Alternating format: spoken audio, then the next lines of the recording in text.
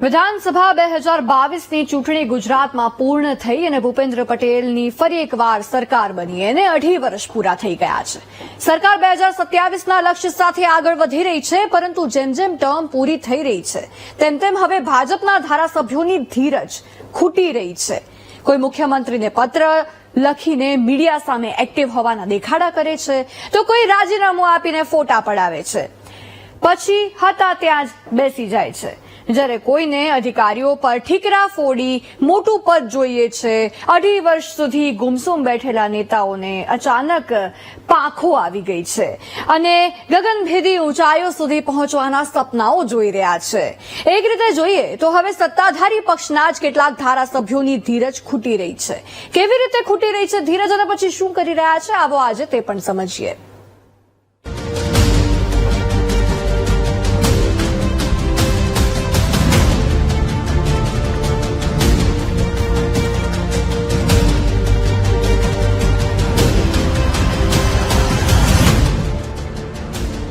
આ 4 લોકોને તો તમે ઓળખો છો ને, સારી રીતે ઓળખતા હશો, કારણ કે ગુજરાતના અન્ય કોઈ ધારાસભ્ય ચર્ચામાં રહે કે ન રહે, પરંતુ આ 4 ધારાસભ્યો ખૂબ ચર્ચામાં રહે છે.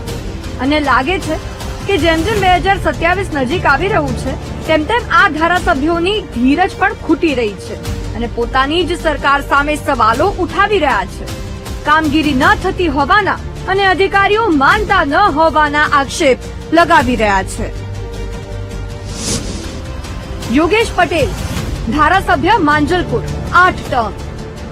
યોગેશ પટેલ જે રૂપાણી સરકારમાં મંત્રી પણ રહ્યા અને હાલ પણ માંજલપુરના ધારાસભ્ય છે. 8 ટર્મથી તેઓ સતત ચૂંટાતા આવે છે, પરંતુ સરકાર પ્રત્યે તેમની નારાજગી અવારનવાર સામે આવતી રહે છે. ચાલુ વર્ષની જ વાત કરીએ તો શિવજી કી સવારીના ખર્ચની વાત હોય, વિશ્વામિત્રી ઊંડી કરવાની વાત હોય, પોતાના વિસ્તારના લોકોમાંથી મેયર પદ માટે ચહેરો પસંદ કરવાની વાત હોય, મહેસૂલ વિભાગ પર ભ્રષ્ટાચારના આક્ષેપ, આવા તો અનેક પ્રશ્નોને લઈને મુખ્યમંત્રીને વારંવાર પત્ર લખી ચૂક્યા છે. અધિકારીઓ ધારાસભ્યનું ન માનતા હોવાના પણ આક્ષેપ લગાવી ચૂક્યા છે. કેતન ઇનામદાર, ધારાસભ્ય સાવલી, 3 ટર્મ. એક રીતે જોવા જઈએ તો યોગેશ પટેલના ચહિતા કહી શકો, કારણ કે યોગેશ પટેલ કોઈ મુદ્દો ઉઠાવે તો તેમાં પહેલું સમર્થન કેતન ઇનામદારનું મળે. 2012માં ભાજપમાંથી ટિકિટ ન મળી તો અપક્ષમાંથી ચૂંટણી લડ્યા અને જીત્યા. ત્યાર પછી ભાજપમાં બેસી ગયા અને 2017 અને 2022માં પણ ટિકિટ મળી અને હાલ ધારાસભ્ય છે. પરંતુ આ 3 ટર્મમાં ખૂબ ઉતાર ચઢાવ જોવા મળ્યા. કેતન ઇનામદાર છે તો ભાજપના ધારાસભ્ય, પરંતુ કામ ભાજપને ન ગમે તેવા કરે છે. વડોદરા ડેરીના મુદ્દે વારંવાર મેદાનમાં કૂદી પડે છે. 2024માં MS યુનિવર્સિટીમાં પ્રવેશથી વંચિત રહેલા વિદ્યાર્થીઓના મુદ્દે પણ મેદાનમાં કૂદી પડ્યા હતા. બોગસ ખેડૂત કાંડમાં પણ યોગેશ પટેલના સમર્થનમાં રહ્યા. 2024માં તો ઇનામદારે લોકસભા ચૂંટણી સમયે ધારાસભ્ય પદેથી રાજીનામું ધરી દીધું હતું. મેલથી વિધાનસભા અધ્યક્ષને રાજીનામું મોકલવાના ડ્રામા કર્યા હતા અને અંતે રાજીનામું પાછું ખેંચ્યું હતું. જો કે પહેલી વખત નથી, 2020માં પણ ઇનામદારે ધારાસભ્ય પદેથી રાજીનામું આપવાનું નાટક કર્યું હતું. પરંતુ હવે સરકાર પણ તેમની રગરગથી જાણે વાકેફ થઈ ગઈ છે. અને રાજીનામું આપવાનું કારણ પણ આપણે સૌને ખબર છે કે બરોડા ડેરીની અંદર થતી ગેરરીતિઓ અને જે ગેરરીતિઓ જે ધીરે બહાર આવી રહી છે. અને આપ જુઓ તો બરોડા ડેરીના એમડીએ તપાસ આપી હતી, તપાસના 10 દિવસનો ટાઈમ આપ્યો હતો. હજુ તપાસમાં શું આવ્યું એ તો એમને બહાર પાડ્યું નથી. પહેલા તો એમને રાજીનામું આપ્યું. કુમાર કાનાણી, ધારાસભ્ય, વરાછા, 3 ટર્મ. ભાઈ, ગુજરાતમાં સૌથી વધુ ચર્ચામાં રહેતા હોય તેવા નેતાની વાત આવે તો કુમાર કાનાણીનું નામ મોખરે હોય, કારણ કે અધિકારીઓ સામે, સિસ્ટમ સામે હંમેશા અવાજ ઉઠાવવામાં તેઓ મોખરે હોય. 2022ની ચૂંટણીમાં ટિકિટ માટે પણ ખૂબ સંઘર્ષ કર્યો. જો કે ટિકિટ મળી અને જીત્યા પણ ખરા, પરંતુ તેમનું વલણ હંમેશા પહેલાની જેમ સ્પષ્ટ રહ્યું. વારંવાર મુખ્યમંત્રી, ગૃહમંત્રીને પત્ર લખી વિવિધ મુદ્દે ચર્ચામાં રહે છે. ખાસ કરીને અધિકારી માનતા નથી, કામ થતા નથી, આ તેમનો સૌથી પહેલો મુદ્દો હોય.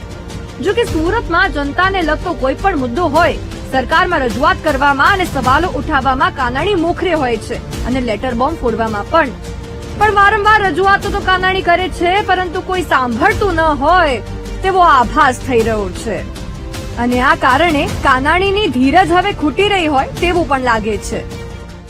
રોડ કેમ ધોવાય છે, કોની જવાબદારી છે? કઈ ધારાસભ્યની, કોર્પોરેટરની જવાબદારી નથી. કારણ કે રોડ શાસકો મંજૂર કરે, કામ મંજૂર કરે, બનાવડાવે તો વહીવટી તંત્ર, સુપરવિઝન તો વહીવટી તંત્ર કરે. તો રોડ કેવો બન્યો છે, કેવા રિપેરિંગ થયા છે, તો વહીવટી તંત્રની જવાબદારી. અને એટલા માટે મેં જવાબ માંગ્યો હતો કે તમે જે જવાબ આપો એ મારે લોકોને જવાબ આપવાનો છે. જવાબદારી કોની, શું કામ તૂટે છે, એ લોકોને મારે જવાબ આપવો છે, જેનાથી લોકોને સંતોષ થાય. પરંતુ વહીવટી તંત્ર પાસે આનો જવાબ નથી. હાર્દિક પટેલ, ધારાસભ્ય, વિરમગામ, પહેલી ટર્મ. હવે આ નામનો પરિચય આપવાનો ન હોય, બધા જાણે જ છે. પાટીદાર આંદોલનથી આ ચહેરો ફેમસ થયો, ખેડૂતો માટે આંદોલન કર્યું, કોંગ્રેસનો હાથ થામ્યો અને પછી જેની સામે બાયો ચડાવી તેમાં જ સામેલ થઈને વિરમગામના ધારાસભ્ય બની ગયા. એવું લાગ્યું કે આંદોલન તો આ પદ સુધી પહોંચવાનો એક રસ્તો હતો, પરંતુ સત્તામાં આવ્યા પછી 2.5 વર્ષ મૌન રહ્યા અને હવે અચાનક તેમનો અંતરાત્મા જાગી ગયો અને મુખ્યમંત્રીને પત્ર લખી જનતાની સમસ્યાને લઈને આંદોલનની ચીમકી ઉચ્ચારી, જેમાં ખાસ કરીને અધિકારીઓ કામ ન કરતા હોવાનો ધારાસભ્ય હાર્દિક પટેલે આરોપ મૂક્યો. જો કે એક વાત એવી પણ છે કે હાર્દિક મંત્રી પદના સપના જોઈ રહ્યો છે અને હોદ્દા માટે ફરી જનતામાં ચમકવાના પ્રયાસ કરી રહ્યો છે.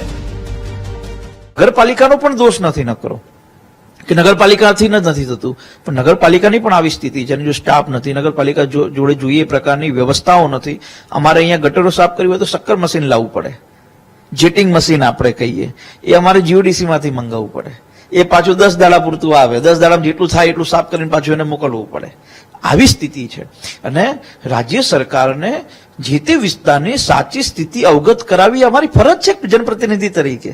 અમે ન કરીએ ને કાલ ઉઠીને કોઈ વિષય બને તો પણ સરકાર અમને કહેશે કે અમારું ધ્યાન કેમ ના દોર્યું. અને અધિકારીઓ, ચાહે જીયુડીસીના અધિકારીઓ, ચાહે પ્રાદેશિક કમિશનર હોય, એને આ બધી બાબતે સતત રિવ્યુ બેઠકો કરવી જોઈએ.